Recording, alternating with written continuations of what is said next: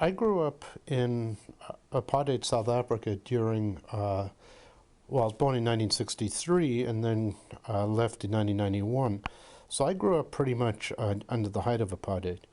I was a white South African, English speaking. My background was uh, about half Jewish, half Christian, from a pretty atheistically inclined family. And as you can imagine, living in South Africa posed an enormous amount of ethical challenges to anyone who believed in equal rights or democracy. What people don't, or most people don't understand about South Africa is that beyond being an apartheid state based on racial segregation, it was also set up as a Christian or Calvinist state run essentially by white Afrikaner men, which meant that they had a very narrow idea of what Christianity was and what people's, and how people's behavior should be regulated. So for whites who were in any way nonconformist, South Africa was a very stultifying place. There was not much allowance made for anyone who dissented. Not that it was dangerous, but it made life very difficult for people who had ideas that were outside of the mainstream. Now, and I faced obviously a number of ethical dilemmas, beginning at school, where anyone who believed or voiced opinions that believed in equal rights or that people were somehow equal would often be ostracized or attacked or threatened or abused. But I learned very quickly that it paid in a sense, if you had a set of beliefs and your belief system was simply that people were equal, that you should stand up for those, and that it's something that you shouldn't compromise on, which I didn't. When I left school, I essentially faced a number of ethical dilemmas. The first was that all white men were conscripted.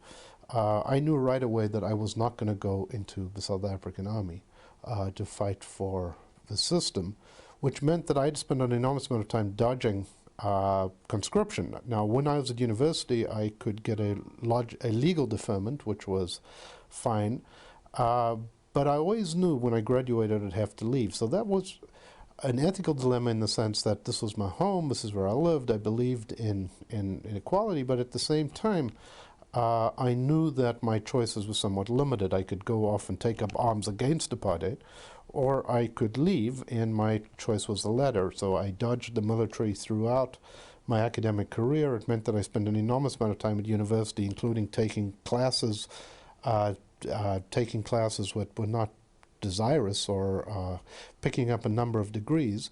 The university authorities were generally quite sympathetic to people like me, because I went to liberal university, or universities, I was able to get deferments. However, at the end, when I finished my master's degree, I knew I had to leave, which is what I did.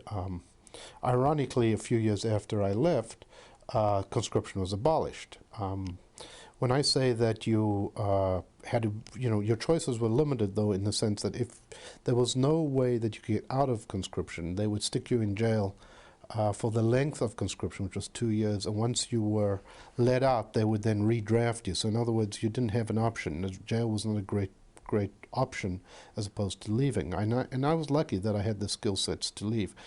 One thing that I did decide to do, which caused me a certain amount of grief, was I refused to stand for the national anthem. Now, the national anthem in South Africa is not played as often as the American anthem.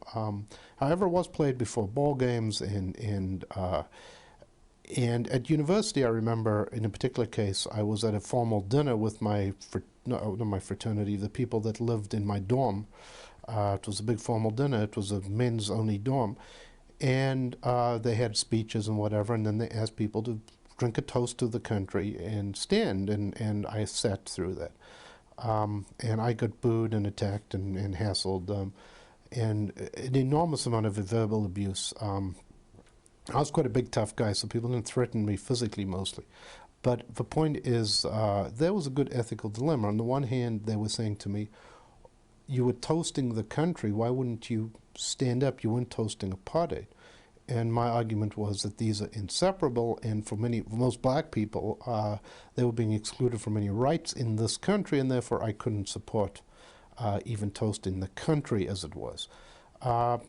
And again, that was interesting, but the idea of not standing for the anthem, again, caused me a certain amount of problems, where you'd be at a big stadium and everyone would stand and you would just resolutely be sitting. But mostly, people left you alone. These are not big moral dilemmas in the in the grand scheme of overthrowing apartheid. But I think what's important, though, is that when we look at authoritarian regimes, that we understand that to get by an authoritarian regime and maintain any belief in democracy and equal rights requires constant choices and moral dilemmas. And I think the way you deal with it is not always that clear cut. But I think at the same time, I think it is possible within authoritarian regimes to some degree to keep your morality intact and not go along with systems, although often in very small and little ways.